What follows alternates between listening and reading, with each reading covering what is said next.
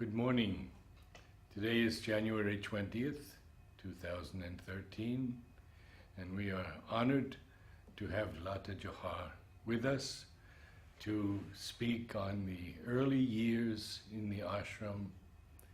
And when did you first come, Lata? Welcome. First time I came in 1941 with my parents, but as I shouldn't say as I told because No. that is not. I had holidays, and my parents didn't think of bringing me. But I insisted because I didn't want to be without the parents at home. Well, how old were you when you first came? I was 9 years old. And your mother and father were devotees of Sri Aurobindo and Mother? My father, by chance, in 1939, he was traveling with his friend Dr. Indrasen to India. They had a round ticket, which it's interesting to know also, it cost 75 rupees, and they could go wherever they like, travel as you please. So they went to everywhere, and when they came to Chennai, they heard about Pondicherry, which was French. So they thought that was a nice occasion to visit a French territory. So they came to Pondicherry and they heard about Sri Aurobindo.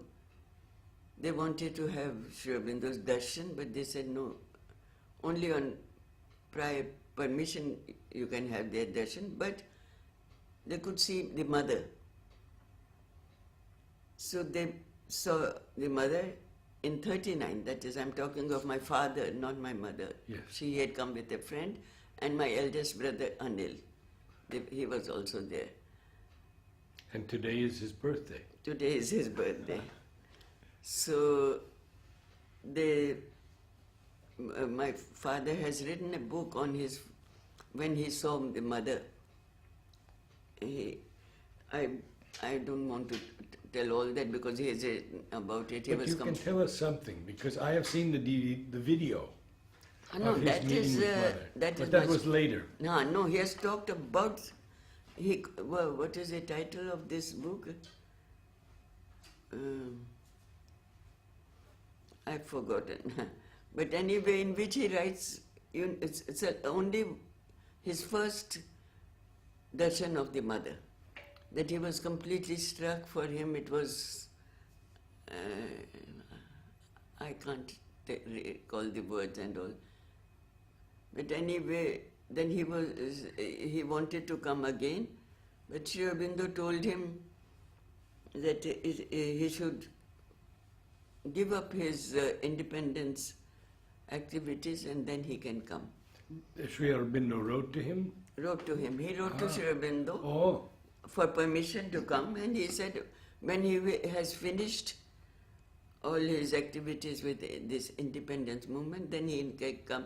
This is not needed anymore, he said. So in 44 he got the permission. It was in August, and again I had holidays, and all the other schools, my brothers and sisters, they also were there, and we all came together in 44. But in my first visit, I had seen the mother. I had gone with a plate full of aspiration flowers, but I don't know. Anyway, I too was very much taken away by Mother, and I was always thinking of her, and I always wanted to come here. But as a child, without knowing anything about yoga or spiritual life, then 44, when I came with the parents and with the family, on reaching, I said, I want to stay here. So my father asked the mother, he talked to Mother, and Mother said, oh, without the parents. So she said, then parents, my mother should wait till this is how she will start her first boarding, which she called later on a dortoir. And that took from August to January, it was ready. It was an old colonial French building, beautiful building, looking onto the playground. And on 15th of January, she had given the date of opening. So were you actually the first child to be in the boarding? I was the first child. For me, the boarding started. Ah, But then, as soon as the others came to know, the others also who wanted, and so on the opening day, there were quite a few children. And the boarding was for boys downstairs and girls upstairs. And the opening was on the 15th, and on the 13th, my mother, at breakfast time, my mother was insisting that I should take milk, and I refused to take, and I started walking out. And my mother said, if you don't drink milk, you are not coming back. I walked not out. coming back where? Home. Oh, home. Not coming back home. Ah. I walked out, but I got nervous. I was thinking, what will I do if I can't come home? So I went to mother and told her this is what has happened. Then she said, oh, then you go to the boarding today itself. And I went there, and I was really being spoilt by the matrons who were there, two Parsi ladies, Gulben and Shirinben and downstairs there was Chelamma and the Tamil lady who knew Hindi. And mother herself in the evening or in the afternoon, she sent me a basket of fruits with chocolates and biscuits, which were really rare in those days. Now it is very common, but in those days it was rare. And I was really in seventh heaven, if you can say. And I really thought, so she is my real mother. And so then we stayed on, and my mother went away, and then I was in the school. I didn't know French, so mother arranged special classes for those who had joined later, and the person who was going to teach was himself. He had himself just learnt a little bit. He was very fond of children, so with me we were all different ages, and he would keep playing with the children, and we learnt nothing at all. And then she arranged another class also in this, that was not in the school hours, but this one in the school hours, with one Monsieur Benjamin, who was French Tamilian. And there again we were different ages, and we were quite a few. I remember there wasn't enough chairs. We used to sit on the floor, and he used to teach us, and I picked up very fast. He used to give us a lot of poems to learn by heart. I had a very good memory, and I used to learn and recite. And very soon, and then there was one other French, I don't know if he became a French teacher later on, but he also wanted to teach me separately, and I accepted everything that was coming to me. And so very soon I was in the topmost class of the school. There were only 3 grades, A, B, and C. And you were about 12 or 13 at that time I was 12 years old. 12 years old. And then So he taught you privately also? He taught me privately also, and so I joined I was in the topmost class with the first person who was teaching us. He was also in the same class. So after the end of the year, there were no more French teachers. So they asked mother, what shall we do? Mother said, I will take their class. But then she said she will take in the evenings. And then in the evening, whatever mother was doing, she used to always call some more people to come in the classes, and she invited many people, and the others who were not invited went and asked her if they could also come. And so very soon the hall was full, and we were in the first row and we were very nervous. And mother said, if you people don't ask questions, I will start doing my own work of translation. And very soon, because we were so nervous that we put question once or twice, but after that we were not putting questions anymore. So that class became a class of translation, and she started translating synthesis of yoga in French in that class. And that lasted a number of years, and later on Satprem used to come and sit beside him. I think Pavitrada was also coming, and she used to consult them for the proper words and all. Now you all still attended though? Oh yes, we attended right up to the end. But how the changes were coming, I can't remember. How this class stopped, and then the other classes started, classes for red group, and then there was one class for green group where Tara was the main person, one of the main person, and she has written about these books, or even the questions. She used to note down, which I never did. What we noted down was whatever she was translating, we used to write down in the notebooks like dictations.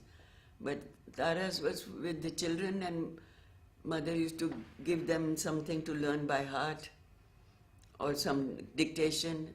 So Tara has got all the details of these and the text she was doing, and she has even brought out some books. Yes, she gave me her book on Growing Up with Mother. Growing Up with Mother is another one. That is different. So she used to have a direct contact in the sense with flowers, due to flowers, and also many questions she was reading. You see, Tara, I'm talking about Tara, she should talk herself. But that's fine. No, she will talk, say better, but you can remind her about this. She didn't want to go to school. Very early she gave up school, and she was doing everything with mother, or mother had said that she would be doing, and she started doing. She was interested mostly in physical education. So she was doing hygiene, physiology, and all these type of things. And whenever then she was reading mother's and Aurobindo's books. And whenever she had questions, she used to write those questions, and mother used to answer those questions and give her back the notebooks. So she has got the notebooks with mother's writing thoughts and aphorisms. Many of them she has got from mother directly in her notebook. So mother didn't encourage much school, you see. So she was out of school, and me, it was just the other opposite of it. Because I didn't know French, in the beginning, and this I'm talking of before that, I couldn't follow anything. Our maths and science, everything was in French. We couldn't follow anything at all. So then the next year, when I was to be promoted, they said, I can't be promoted because I haven't done anything. So mother said, let her be promoted, let her go to the higher class. I said, no, I don't want to go to the higher class. I won't understand again anything at all. When it came from me, then they put me in the lower class. And in the lower class, I felt so ashamed being with people who were of the lower class that I worked hard, and again I was on the top in the class. Again I became a very good student, and that's how I learned French very nicely, because I made my own effort.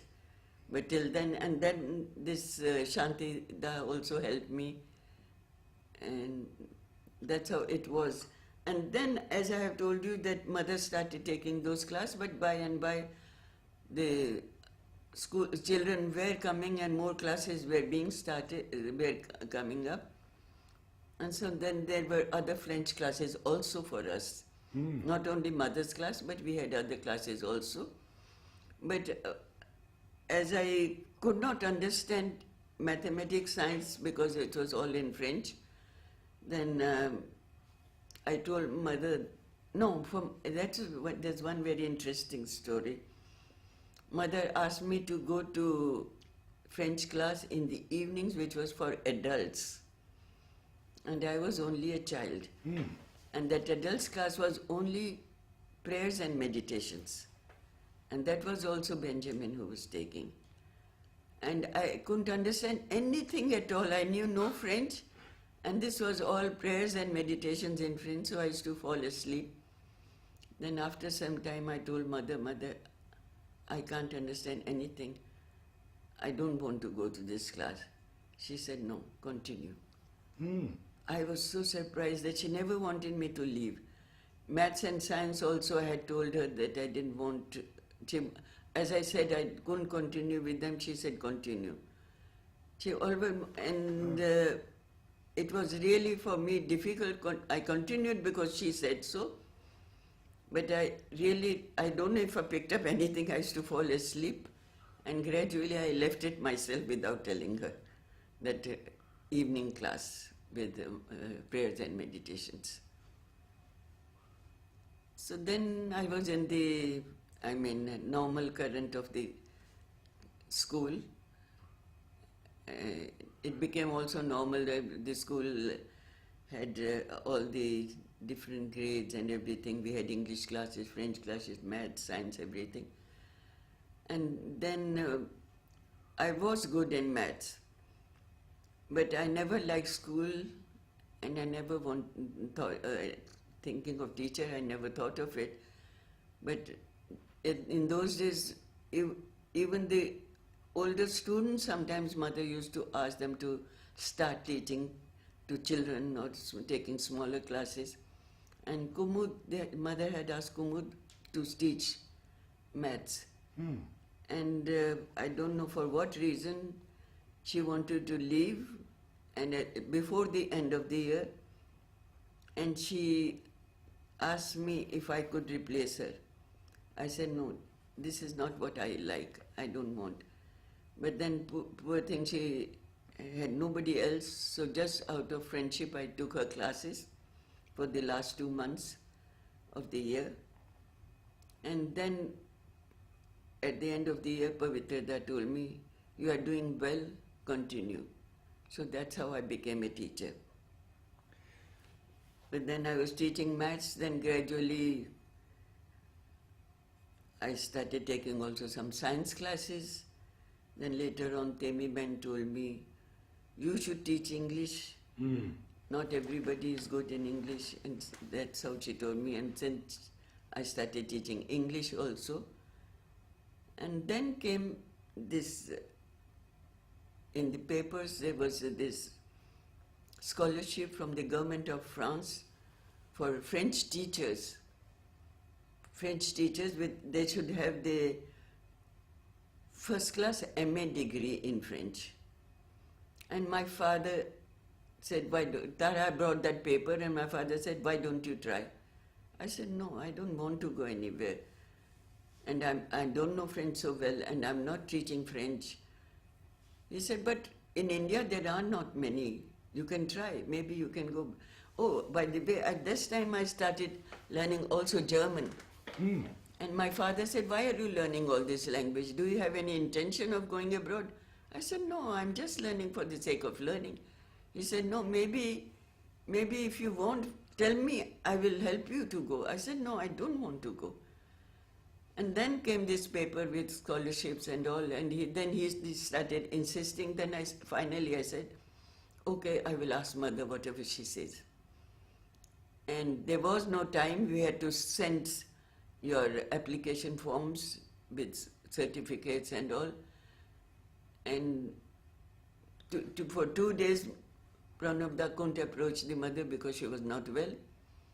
And then I said, so it is decided I'm not going. But then suddenly mother was all right and he asked.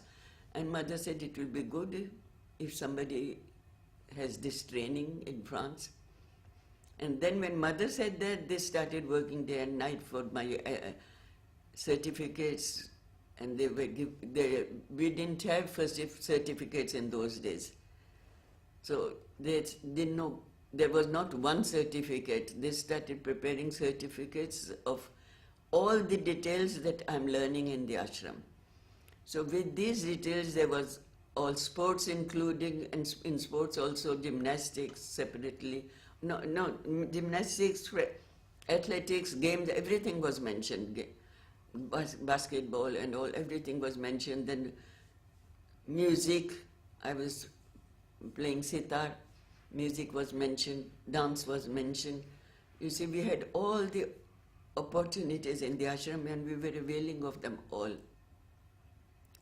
So they had to prepare this within a day. They worked even at night. And then they sent these papers, and there was no air service that they sent by train, which would take 2-3 days. And the papers reached there just, I think, on time. But then they went through them, that took time, a few months. And were there many candidates? they had announced 10 scholarships Ah, for the whole of India. And out of those 10, they had said 3 would get ticket by air and others would go by ship, by boat. But finally, I think all went by air. All the details I don't know. There was one more from Pondicherry. And my certificates were doubtful, so they took a little time, and this French attaché culture came to Pondicherry because Pondicherry was French, and they knew that in the ashram French was being taught as a first language. So he met Pavitrada and he said, there is one application from your school and we are considering it. So Pavitrada was excited. He came and told me, you start preparing, you will be called. I said, I don't know how to prepare. So he sent me to Bharati Di. She was a French lady, Madame Carpeles, who was interested in India, Indian philosophy and all. So she had written some book, or she started reading with me one book on India, life in Benares and all that. I didn't know how this would help for my interview, but I did what, I attended her classes and that's all. And then I was called, but when I was called for the interview, there wasn't enough time to go by train. After receiving the letter, 3 days after that would be the interview. So if I went by train, I wouldn't have reached in time for the interview. So my father said, take the plane, don't worry about money. Money used to be a big factor in those days. So that was my first flight in my life. And my father, the whole family was excited, and he said, as soon as you reach the airport, ring me up. And I phoned him, and he said, so how was it? I just said, it was wonderful, you see. Where did you fly now? You were taken to Chennai? Yeah, I was taken to Chennai from Pondicherry, had no possibility. From Chennai, I took the flight, and my father was already in the ashram, Delhi ashram. Mm-hmm. So I stayed in the ashram. And in the ashram, there were other people. They also were feeling like one family, and they too were feeling very excited. And they all started coming and asking me how I will be dressed for the interview and what will I do and all those things. Because normally anything official one goes in sari. I said, no, sari I will definitely not wear. I'll wear my ordinary dress. I want to be as I am and not feel uncomfortable in something which I don't normally wear. So the next day was the interview. and the only thing I wanted is I kept mother's prayers and meditations with me, and with that I went. That was my prayer because it was my first exam of my life. And then there were 10 people waiting, and I was the first one to be called. And I went there. There were 12 persons interviewing, and they were sitting in a semicircle, and one chair was in the middle, all the 24 eyes focusing on you. And they started putting questions one by one, but their questions were mostly in English because most of them didn't know French. There was one who knew French, and he started putting me questions on the French language. And then at the end there was this attaché culturel himself, who seemed to show a lot of interest because we were from Pondicherry, I suppose. They were from Pondicherry. There was one other person also. And he, with his smile, I was feeling that I had answered well or not. And so somehow I was not very nervous at all.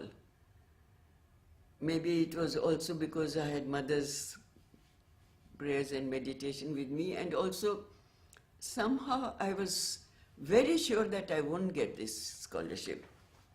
I was feeling very sure. I said, I'm not fit to get this scholarship. And there's so much competition. All have got MA degree, which I don't have. So I was very sure. So I didn't bother about much about it. But then time passed. After that, my father tried to keep me in Delhi for some time, thinking that we would get the results soon. But the results were not coming, so I came back to Pondicherry. And then it took time. They were keeping themselves informed about it. It took a lot of time because they sent the papers to Paris, and they also saw that these were exceptions, not the normal certificates. But finally, they accepted my papers, and not only accepted, they showed a lot of interest because they could see all the details which the other papers didn't show. So then I was called, I was given my ticket for going abroad, and I was flying from Delhi. And my father asked me to come earlier so that we can do our shopping for the cold country, which I had no woolens, I had no shoes, nothing at all. And they spent a lot of money for me so that it would be the best. They didn't bother about that. They bought me Chinese shoes, which I never wore in my life. They were so tight and all. And with those shoes, I landed in Paris. Purna had come to take me, and I had a lot of luggage because I was allowed only 20 kgs, but they were not very strict about the hand luggage. And in my hand luggage, I had, I think, more than 20 kgs also. I had a lot of my woolens and all, and then my sitar. In those days, people were very nice. Now they have become... Everybody is traveling, so they are not so gentle, and they were all showing interest in my musical instrument, and they were taking care of it. They were keeping it nicely. It is long. Even in the plane, it was not full. Nowadays, planes are always full. You have to even wait. But in those days, it was different. It was a real... you really enjoyed traveling. Now one doesn't enjoy traveling. You have to go through a lot of these checkings and all. What are they called? Huh? No, not customs, but when... No, not only customs. It is, the whole body, they look, if you have anything, all those, they've got, it's a certain... But all this was not there in those days. Nothing was there. Yeah. And that, but in those days, there was a lot of restriction on money. The government allowed me only 50 rupees, which was equivalent to 50 francs. But 50 francs was also not much, you know. And the first thing I had to go there and buy shoes, because those shoes were impossible. And I bought very cheap shoes which are very comfortable. And I stayed a few days in Purna's house. But then weekend her son used to come from I think he was also in a boarding school. And weekends he used to come home, and she said, when he comes, you have to find some other place. And I have been looking for a place, but finally I got one place only for 2 months. She said, doesn't matter, go take that. And she took me there and left me there. And then during those 2 months, I was still looking for another place. And one day, I don't know why, I just walked into a pharmacy, and the sales girl asked me what I wanted, and I didn't know what I wanted, so I asked for a toothpaste. I didn't even know the names of the toothpaste. I told one name which I saw in Purna's house, and then she gave me and she said, what else do you want? I said, hair, oil for the hair. She said, oh, we don't use oil for the hair. Maybe you can try olive oil. And then she started talking to me because she showed a lot of interest because I was an Indian, a foreigner and an Indian. Indians, people used to respect a lot Indians in those days. Then I told her that I was looking for a place to stay. Then she said, oh, I would like to help you, but I'm going out tomorrow for winter sports. You just leave me your phone number or your address. I'll come back and contact you if you have still not found anything. So 2 months had passed and I had shifted again to Purna's place. And that was the phone number I gave her. And she had gone for a few days only, and she came back and she rang me up. And she said, oh, you are in that area was called Boulevard Bino, Nai, which was a very posh area. She said, if you are there, why do you want to change?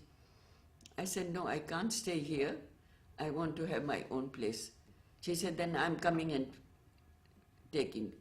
She came in her small car called the Chevaux, and she came there. She came up to Purna's place, and she found the place so beautiful. You know, Purna's place was really very beautiful.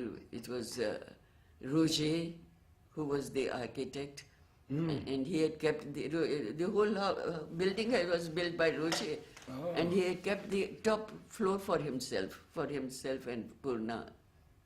Roger was, of course, her husband. So then she came and took me to her place, which was in a suburb of Paris, but not very far because there was a direct connection with the metro and the train. And she took me there, and she took me to her room, which was in the basement. And she said, you stay there for a few days. I'll stay in my mother's place on the first floor. But when I when I find something else, then you can shift there. So I was staying there, and very soon, in 2 days or 3 days, she said, I'm going to Gabon in North Africa. I've got a replacement in a pharmacy. So till I come back, you can stay here. And then her mother said, you have to pay me, because my daughter was paying me. I said, of course I will pay you. I have scholarship. And so I started staying there. And the daughter went to Gabon, and she never came back till the end of my stay there. She found a boy, then she called her mother for her marriage. I was the first person to whom she wrote a letter. She didn't even write to her own mother and all. But she was also always interested in India. Now, during this time, what were you doing? I was going to Sorbonne. Sorbonne for my studies.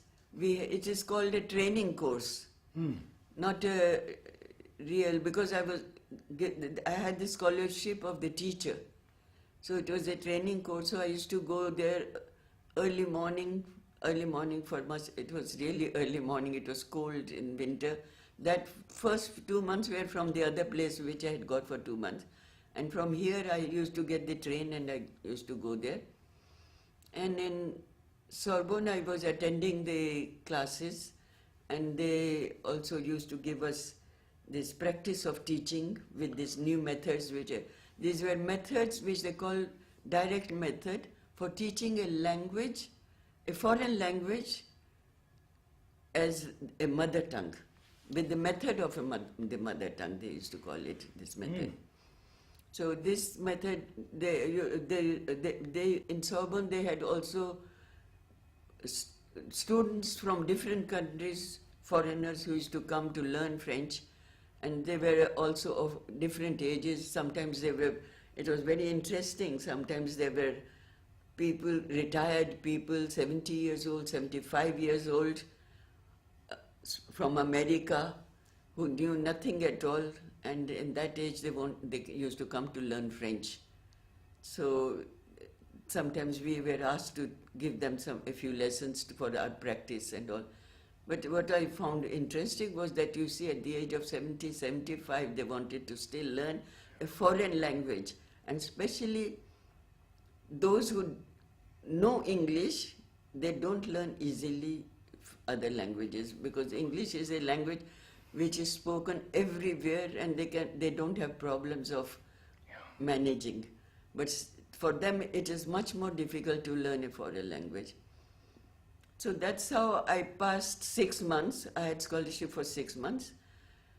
And then the people from whom I used to collect my scholarship, my monthly money, they said, "You are going away? Can't you stay longer?" I said, "How can I stay longer? Your scholarship can be extended." And they encourage and they ask the certain people who are responsible, and they ask me to fill up forms. But it would be extended after another month, because there was 1 month of holidays. They said, "But then where will you stay without money for this month?"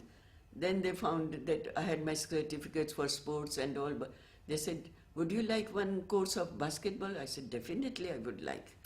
So they gave me 1 month basketball course, which was not in Paris, it was in Poitiers.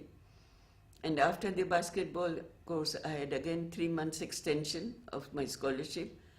And this time it was still in Paris.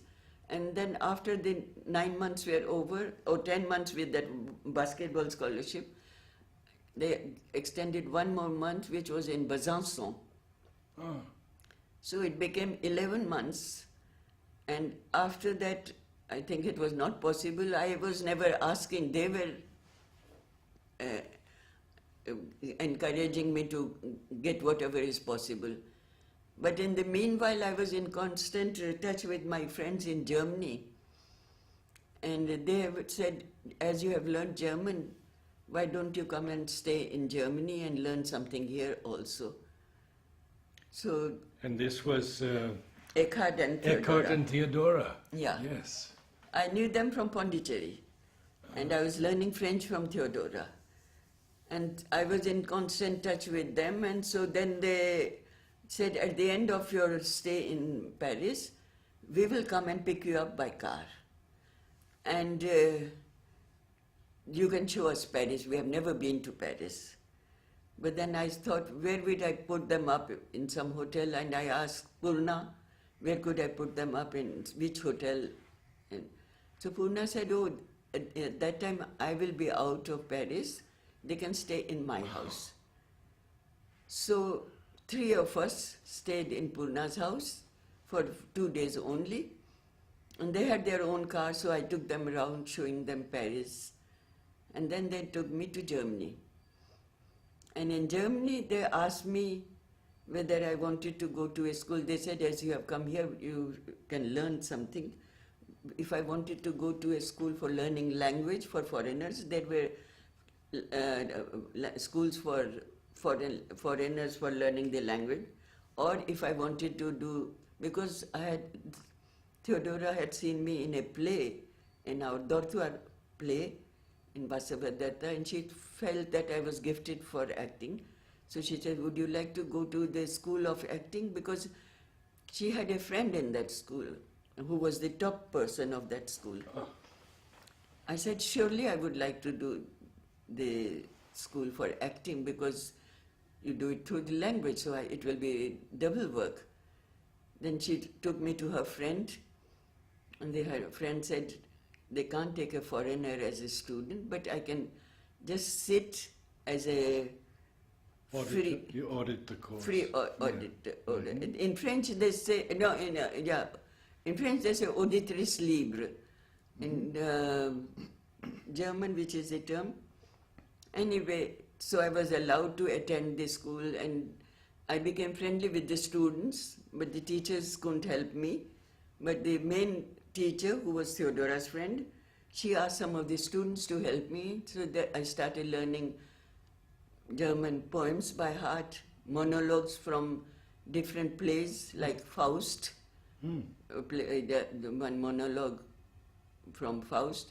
And they used to teach me how to recite, how to breathe, and I was taught also pantomime for my gestures and all. And then they used to correct my pronunciation and everything, you see, so that I did gain a lot by this school also.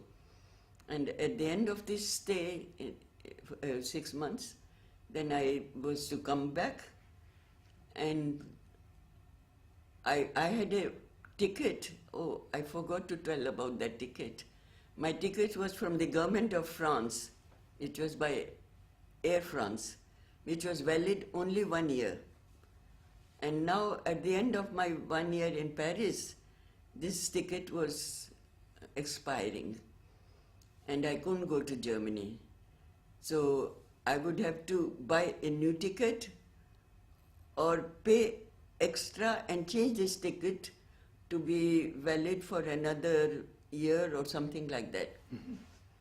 And for that, again, my friend who gave me her room, she had a friend who was working in Air France, and she asked him to help me, and very cleverly he changed my ticket to which was valid for another year, and for which I had to pay a very nominal sum. I had saved a lot of money, because I'm an Indian, you see. I don't spend much money. Indian and an ashramite also. So with that money I could pay, and I paid the whatever extra was needed, so I could stay long also in Germany. So at the end of my stay in Germany, I decided with that ticket, because it became then a normal ticket. With a normal ticket, the first ticket was not a normal ticket, it was a student's ticket. This ticket was normal, so it was valid for another year, and I could stop in places before coming back to India.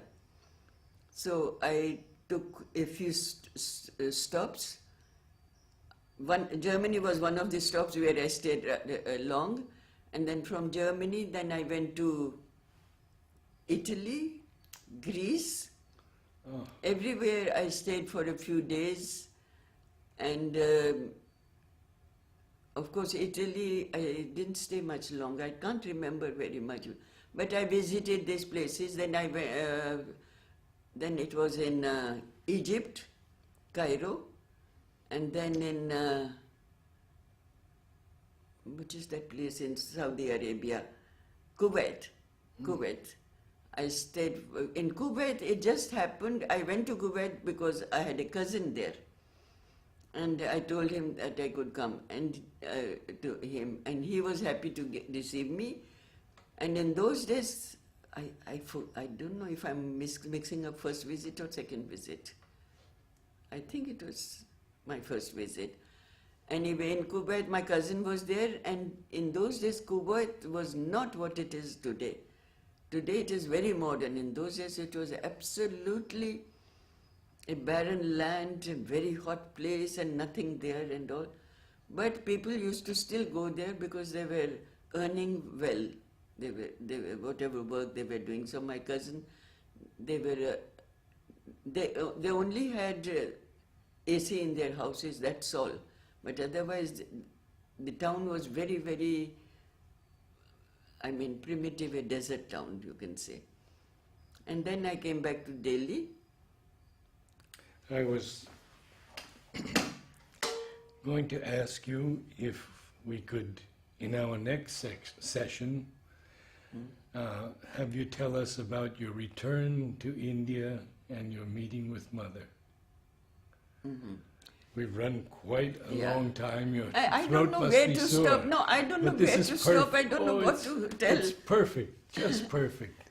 So let us meet again for another session, and we'll hear much more about the ashram and Mother welcoming you back. I'm still repeating what I told yesterday. So You've done it much better really? today, much I don't better. know.